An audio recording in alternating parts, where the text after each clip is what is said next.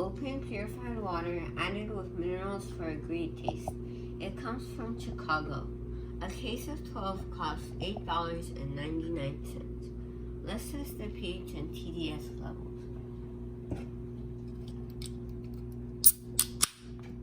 Let's pour some water in.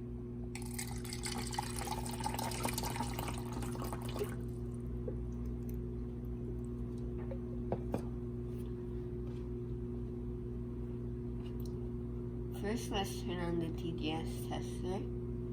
Make sure it says 0 and put it in.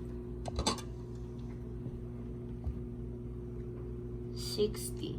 That is carbon filtered water. Now let's test the pH level. Do 2 to 3 drops. Let's stir it a little for a better result. I give this an 8. This is AquaIon water.